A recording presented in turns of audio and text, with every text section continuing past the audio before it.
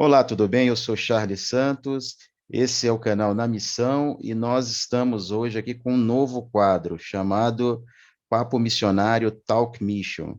E o convidado desse projeto piloto inicial é um amigo que a caminhada tem nos dado, um jovem vocacionado, e a ideia é justamente tratarmos sobre essa temática. Quinzenalmente teremos entrevistas aqui com convidados do ambiente, né, e da esfera missionária na Igreja Brasileira e ao redor do mundo, e lideranças envolvidas com a obra missionária. Hoje falaremos sobre o desafio do jovem vocacionado e o entrevistado dessa semana, desse início de projeto piloto, desse quadro, é o missionário e amigo Lucas Ferreira. Lucas, você pode se apresentar para que o público, para que as pessoas possam te conhecer melhor? Seja bem-vindo, meu amigo. Muito obrigado. É uma bênção estar aqui com vocês, estar aqui com você, Pastor Charles, e poder compartilhar um pouquinho do que o Senhor tem feito nas nossas vidas, né? Meu nome é Lucas Ferreira, eu sou candango brasiliense e recebi um chamado do Senhor para fazer parte da obra de missões e estou na fase de preparação. Eu faço seminário aqui mesmo em Brasília, no CEAM, que é o Centro de Estudos Avançados em Missões, que é um seminário da Missão AMID. Missão AMID também é uma missão aqui brasiliense, que trabalha com povos não alcançados. Estou no terceiro ano de seminário e, pela graça de Deus, me preparando com o projeto de, daqui a um tempo, trabalhar entre os indígenas. Então é isso aí. É uma honra estar aqui com vocês e poder compartilhar um pouquinho. Legal, Lucas. O Lucas é professor de língua portuguesa, só para deixar isso aqui também explícito para vocês, estudante de teologia e missiologia. Ele tem um blog que nós vamos divulgar mais no final, o trabalho do Lucas em relação às perspectivas também de missões no que se diz respeito a um projeto chamado Abrace Refugiados, que ele tem também passado a servir de um tempo para cá. E, Lucas, essa questão de os desafios do jovem vocacionado passa muito por talvez uma crise de vocacionados que a igreja brasileira esteja vivendo. Eu queria que você compartilhasse nesse primeiro momento como foi sua experiência de chamada e vocação para a obra missionária, porque assim eu como tenho um tempo de estrada aí de quase 3 décadas na igreja, eu percebia na minha época de mais jovem do que hoje, que havia na igreja um certo apelo e uma certa motivação dos jovens de se engajarem mais na obra missionária de uma forma mais contundente e até, de certa forma, um certo apoio e glamour, e isso era até um tanto quanto romântico naquela época. Hoje nós observamos que os próprios pais cristãos têm dificuldade de lidar com a escolha dos seus filhos para uma vocação em tempo integral em relação à obra missionária ou ministério pastoral que seja. Então, como se deu a sua experiência de chamada e vocação para a obra missionária? Compartilha conosco, por favor. É, Graças a Deus que o Senhor, que é o Senhor da seara, né, ele sempre, independentemente das circunstâncias que a gente vive, eu acho que, como você comentou, a gente está vivendo um momento em que se valoriza pouco isso, não se valoriza como precisava ser valorizado, né, o chamado, a vocação e o ministério, mas o Senhor, pela graça dele, ele nos chama a fazer parte dessa missão. O Senhor me salvou quando eu era ainda criança. Eu tinha 8 anos. Depois de passar por algumas situações pessoais, eu vim a crer em Cristo e passei a ter um relacionamento com Cristo desde criança. E desde o começo eu tinha muito forte assim uma sensação ou uma consciência de que eu tinha algo a fazer e que eu tinha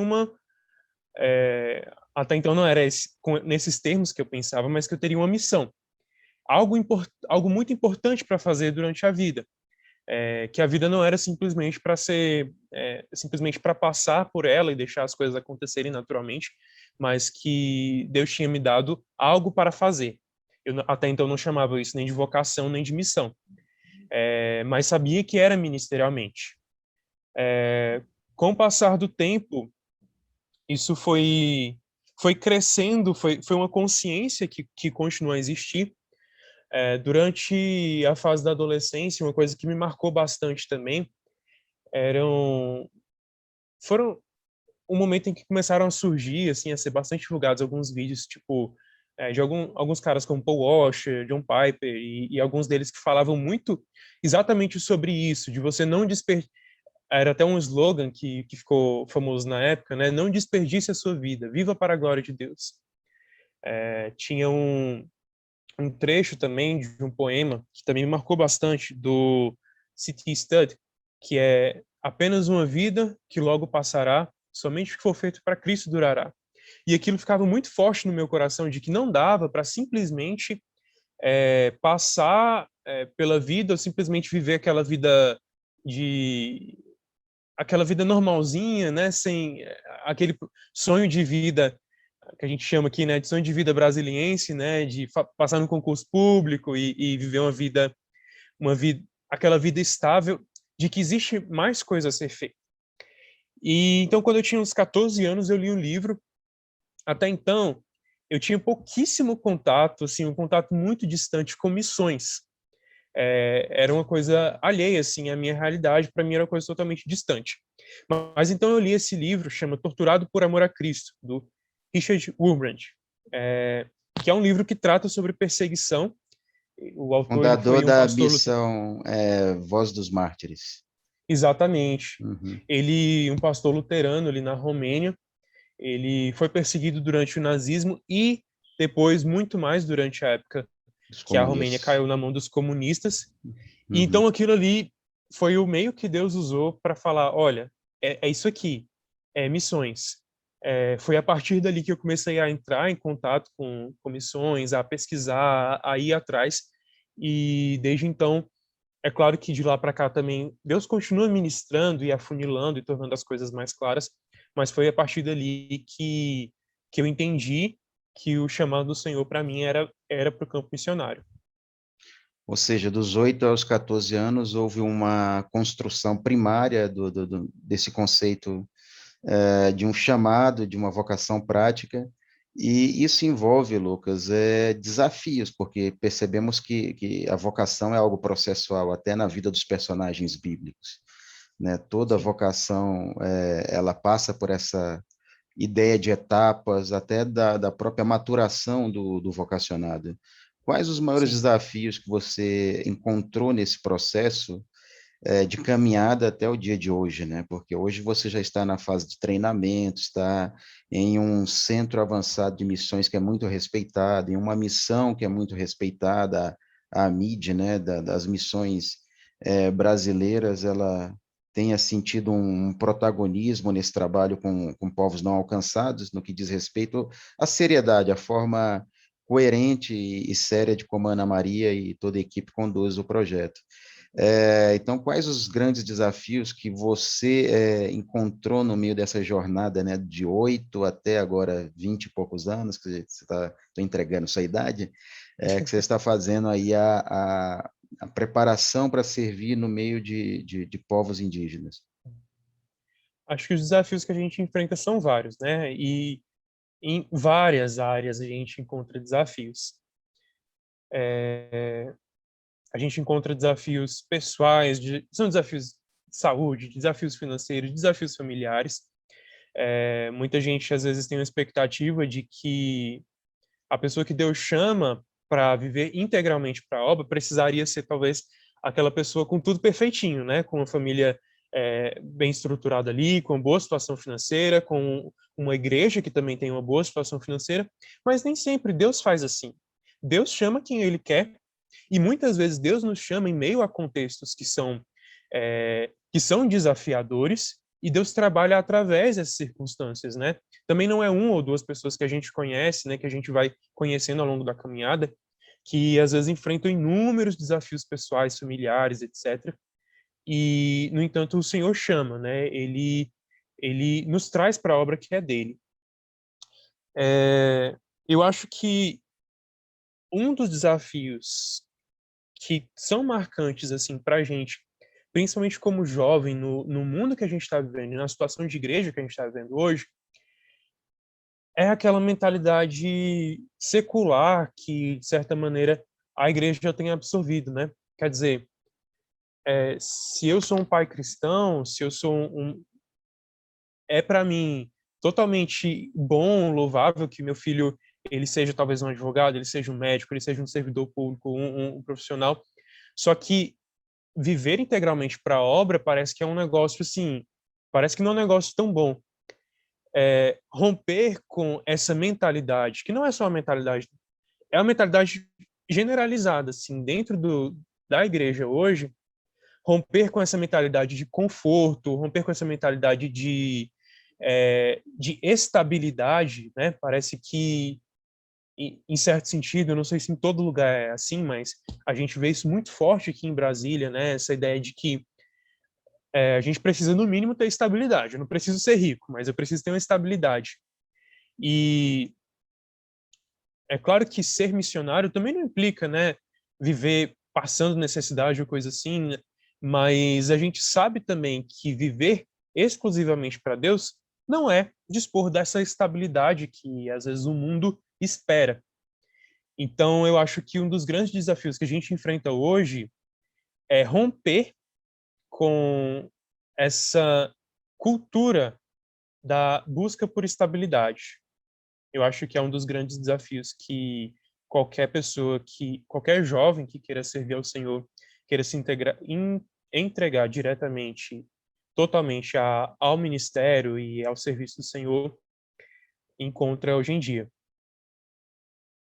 Você acha, com isso, que talvez o extrato do humanismo pós-iluminista tenha gerado também uma igreja que faça uma leitura humanista do evangelho e da vocação, e que talvez isso leve boa parte da cristandade evangélica brasileira a marginalizar o ofício e a vocação missionária? Com certeza, né? Com certeza. Eu acho que isso como eu falei, essa mente secularizada e a falta de consciência também, né? A falta de consciência, de conhecimento sobre a realidade dos campos missionários, a falta de consciência da promessa da palavra, né? O que o Senhor prometeu lá em Mateus 24:14, de que o evangelho seria pregado a todas as nações, a falta de consciência do tanto de nações que existem ainda sem o testemunho de Jesus Cristo e, e com necessidade do evangelho, enquanto isso a gente está buscando, enquanto igreja ocidental, enquanto igreja brasileira, a gente está buscando, tá perdido, envolvido com uma série de outras coisas. Então eu acho que isso tem confundido a gente bastante. Talvez as nossas prioridades enquanto igrejas ou cristãos latino-americanos e ocidentais não seja alinhadas com a agenda do reino, com a agenda do evangelho.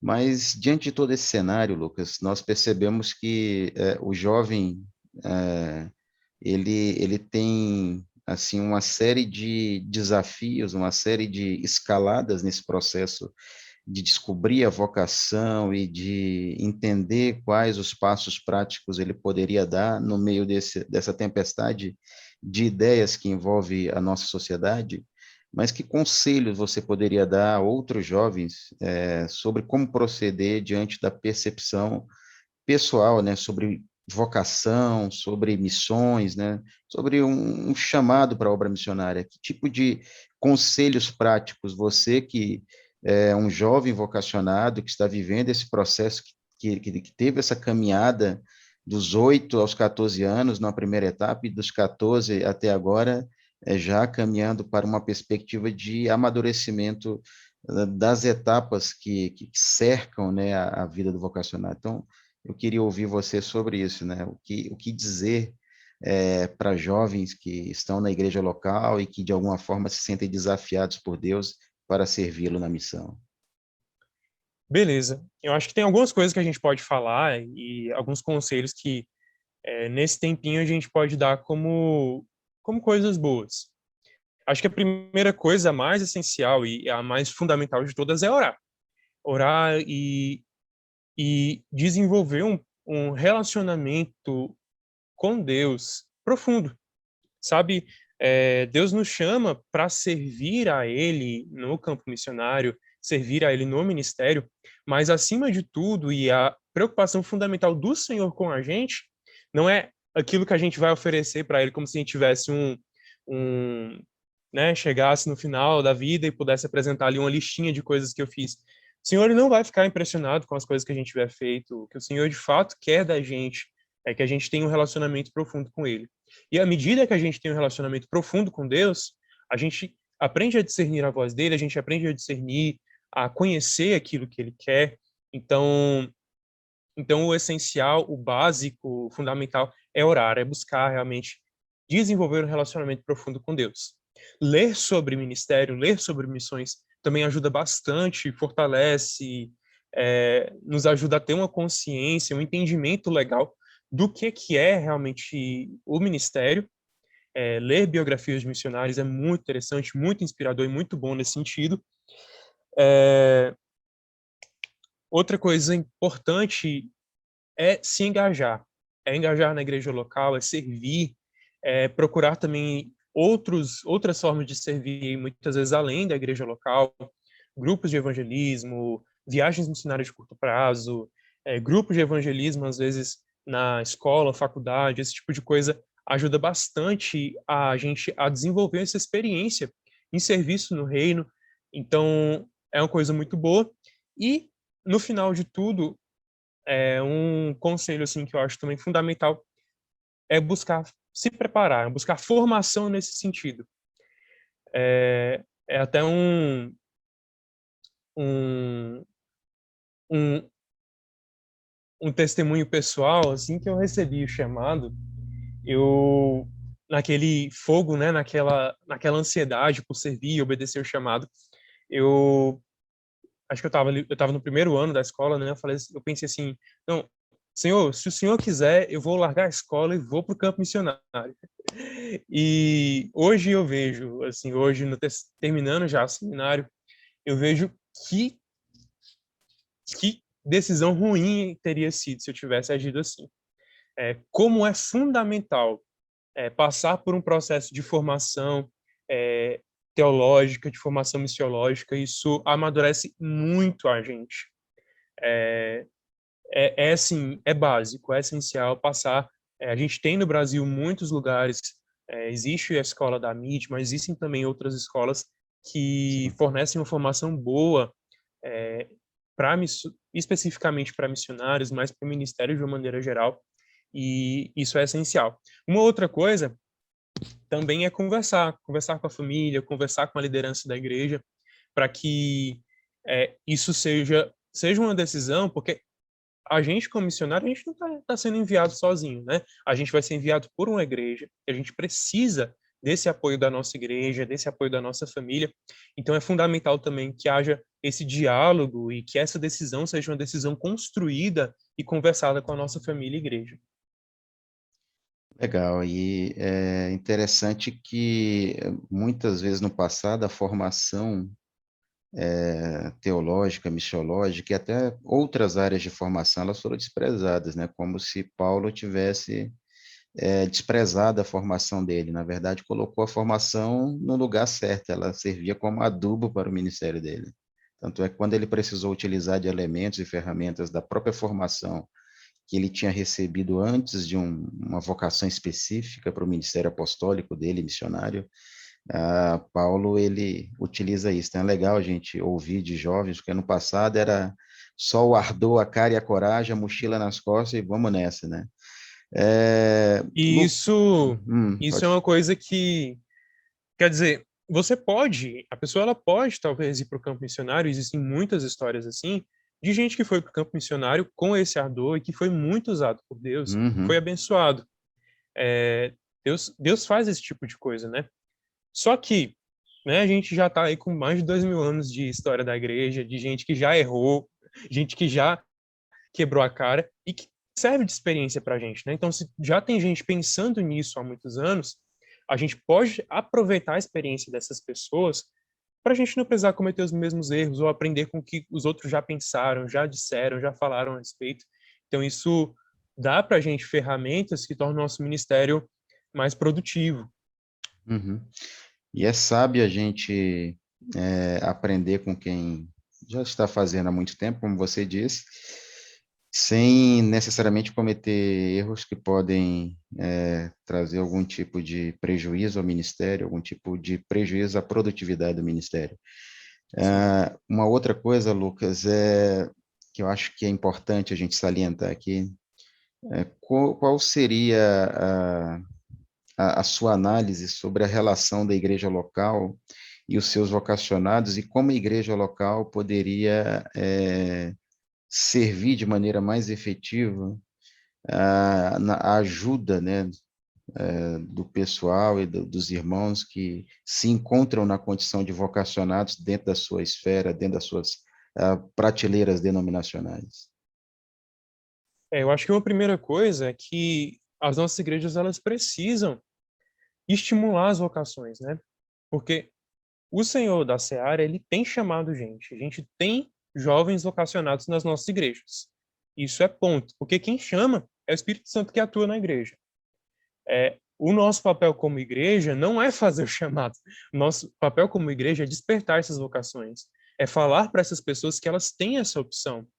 Que a opção de vida delas não é só fazer um concurso público ou fazer uma boa faculdade. E elas têm essa opção e que pode ser que Deus as tenha chamado para isso. É falar sobre isso, é trazer essa reflexão, é despertar essa reflexão para os jovens das nossas igrejas, para os adolescentes e mesmo até para as crianças, estimular, é, fa fazer com que os nossos jovens possam enxergar que ser missionário não é uma coisa de outro mundo, não é uma opção para quem não deu certo em outras coisas na vida, não é uma coisa de louco, não é uma decisão impensada, mas precisa ser sim uma decisão pensada e dirigida pelo Senhor, né? É estimular isso, é apoiar os jovens que têm esse desejo, dar um apoio integral, interceder, orar por esses jovens, apoiar financeiramente, enviar esses jovens, esses adolescentes para centros de formação. Eu acho que um problema também que acontece muitas vezes nas nossas igrejas, né? A gente quer muito os vocacionados para dentro, né? Para estar trabalhando, apoiando dentro da igreja, né? Quem é que não quer? Qual é o pastor, né? Que não vai querer jovens bem motivados para estarem trabalhando dentro da igreja, apoiando e servindo ali. Só que a gente, como igreja, também precisa pensar em enviar esses missionários, aliás, enviar esses jovens para campos missionários, onde as pessoas não têm a oportunidade de ouvir sobre Jesus Cristo.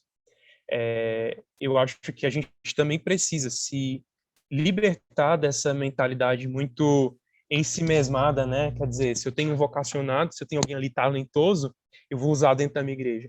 Lembrar que tem gente que precisa ouvir Jesus Cristo, tem gente que nunca ouviu falar de Jesus Cristo, e que essas pessoas podem ser instrumento de Deus para levar outras a Cristo. Certo.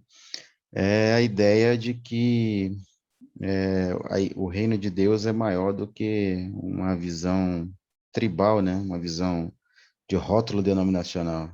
O reino de Deus e a ordem da grande comissão é uma ordem para toda igreja. Como você Sim, conseguiu discernir sobre sua vocação específica para povos indígenas? Você compartilhou no começo que está se preparando para um desafio em servir no meio de contexto indígena. Poucas pessoas sabem, mas existe mais de 340 povos indígenas aqui dentro do Brasil e muitos deles não têm igreja ou não têm a Bíblia traduzida para a sua língua, então existe uma disparidade. O Ronaldo Lidório vai colocar os grupos indígenas como um dos 7 segmentos menos evangelizados do país. Então, como isso se deu na sua experiência vocacional e compartilhe um pouco conosco, por favor. o desafio dos indígenas ele ainda é um desafio grande para a igreja brasileira, né? Não é de hoje que a gente tem trabalho com povos indígenas, né? no Brasil já é um trabalho assim que já vem de décadas. Só que, como você falou, ainda existe uma disparidade muito grande, né? A gente tem uma igreja evangélica aí com mais de 40 milhões de pessoas no Brasil, e você tem centenas de grupos sem nada do evangelho, sem absolutamente igreja, sem nada traduzido para suas línguas, e muitos deles sem missionários trabalhando. A gente tem ainda um desafio grande. Na minha experiência, isso se deu de uma maneira até bastante natural, assim. Só salientando, assim, você citou o Ronaldo Lidório, e ele fala bastante sobre isso, né, de que o chamado ele não é geográfico, né? Deus não nos Uhum, chama, Deus me deu um chamado missionário para os indígenas, ou Deus me deu um chamado missionário para a África. Não, Deus me deu um chamado para ser missionário.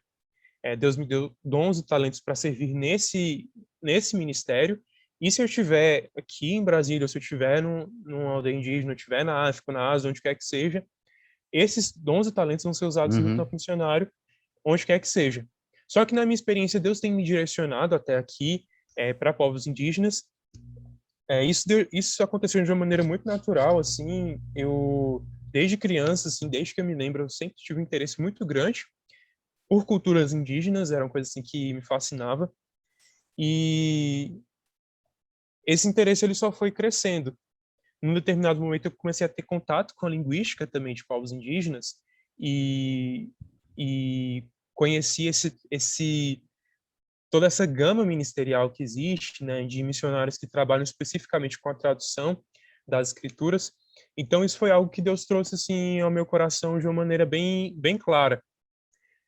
Nem todo mundo que é chamado tem esses discernimentos tão claramente, isso é muito pessoal. E eu, como missionário, também estou disposto, assim, num determinado momento, o Senhor mudar a direção e disser, olha, não vai ser para os indígenas, ou não vai ser para os indígenas agora, ou não vai ser mais para os indígenas. Eu estou totalmente à disposição do Senhor para onde Ele quiser enviar, mas até o momento é isso que é nesse sentido que eu tenho me sentido direcionado por Deus. E eu acho que isso é reforçado pelo que a gente falou no começo dessa pergunta, né? A gente ainda tem uma necessidade muito grande de serviço missionário dentro do nosso país. A gente ainda tem. O nosso país ele é considerado um país totalmente alcançado, é um país onde tem bastante do evangelho, mas a gente ainda assim a gente ainda assim tem muitos povos indígenas que a gente ainda assim tem muitos grupos não alcançados, grupos não engajados, tem zero do evangelho. Então a gente precisa responder a essa necessidade. ok. Lucas, a gente está chegando perto de finalizar essa entrevista, mas eu queria que você falasse um pouquinho do seu eh, projeto, seus desafios, que você, de forma específica, colocasse para as pessoas que estão acompanhando o vídeo aqui no canal, quais são os próximos passos, o que você pretende fazer. Você está já no último ano do seminário, né? E a gente já começa a planejar, não, vou me preparar em mais alguma área, fazer aquisição de alguma ferramenta para esse serviço, porque sabemos que o desafio numa cultura tribal, animista, é um desafio totalmente norteado de nuances que não são muito visualizados numa perspectiva urbana, por exemplo, são diferentes. E eu queria que você falasse um pouco do seu projeto, deixasse aí os seus contatos. Nós vamos deixar na descrição desse vídeo para vocês que estão acompanhando o blog do missionário Lucas, vamos deixar os contatos de e-mail, o WhatsApp dele, e se você quiser saber mais e conhecer mais sobre o projeto dele, e acompanhar e caminhar com ele como um intercessor, como alguém que queira fazer parte dessa jornada de contribuir economicamente na vocação e na jornada missionária, fique à vontade para ter esse acesso. Pode falar, Lucas. Como eu falei, em determinado momento, às vezes a gente achava que a formação ela era apenas um detalhe ali, né? Talvez você não precisava de tanta formação. conforme você vai tendo contato, entendendo o que é servir num contexto transcultural, que é muito diferente de você servir na sua própria cultura, né? É muito diferente você comunicar o evangelho, por exemplo, do que o nosso contexto, em que a gente, mesmo que as pessoas não sejam cristãs, de fato, têm contato com o evangelho, já ouviram falar sobre Jesus Cristo, falar com uma outra cultura, em outra língua, para pessoas que não têm uma herança cristã, como a nossa sociedade tem, é um desafio a mais e que requer mais formação. Então, como a gente comentou, eu estou no terceiro ano de seminário, terminando o seminário aqui da MID, e meu desafio para o ano que vem é fazer uma segunda etapa nessa formação, que é o curso de Linguística e Missiologia, da Missão Além, também aqui em Brasília. É um curso específico para a tradução das escrituras, de linguística e de tradução. É um curso que tem duração de 1 ano. É um desafio a mais, é um novo desafio, né, para qual Deus nos chama. Enquanto a gente está aqui na MID, o Senhor me abençoou, que estou com uma bolsa de estudos. Esse segundo momento na Missão Além já é um desafio novo, sem esse recurso. E, segundo a graça de Deus, depois de terminar o curso da Além de Linguística e Missiologia, a gente vai tirar um tempo de mobilização, de organização e, logo em seguida, partir para o campo missionário, para onde o Senhor abrir as portas. Meu desejo é servir no campo missionário com 3 frentes, como o pastor Chaves falou. Eu sou professor de língua portuguesa, então quero trabalhar na área de educação, trabalhar na área de tradução bíblica e trabalhar na área de plantação de igrejas. São 3 grandes desafios. Talvez eles não se deem de maneira concomitante, mas são as áreas que Deus tem posto no meu coração.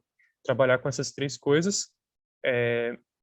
Ainda não tenho um povo definido, mas o Senhor tem aberto algumas portas, tem dado algumas direções que eu creio que com o tempo o Senhor há de tornar totalmente claras e que a gente vai estar aí, com a graça do Senhor, servindo a Ele. Bacana, Lucas. Muito obrigado por sua presença, por aceitar esse desafio de participar aqui da entrevista no nosso canal. Espero que esse projeto novo ele venha dar voz aos missionários também, de poder levar essa mensagem, de comunicar sobre coisas concernentes à obra missionária e aos seus projetos pessoais no reino de Deus, para pessoas que estão além de nós geograficamente falando. A tecnologia também tem nos dado essa possibilidade. A ideia do canal e do papo missionário é de encurtar essa distância entre a igreja e o missionário e romper com um pouco dessa ideia de marginalização do vocacionado, de ficar à margem mesmo daquilo que a igreja local e a sociedade enxerga. Então, muito obrigado por sua presença. Os links vão estar aqui na descrição. A cada 15 dias, a gente vai ter aqui um papo missionário com algum vocacionado. Na próxima sexta, o vídeo aqui será sobre resenha literária também. O pessoal que já segue o canal, que já acompanha, tem visto aí as resenhas sobre livros que têm impactado a nossa caminhada cristã, a formação teológica, e a gente sempre tem dado aqui algumas indicações. Então, que Deus abençoe a todos vocês que estão assistindo esse vídeo, a vida do Lucas, Ministério e Caminhada, e até o nosso próximo Papo Missionário, Talk Mission. Que Deus abençoe.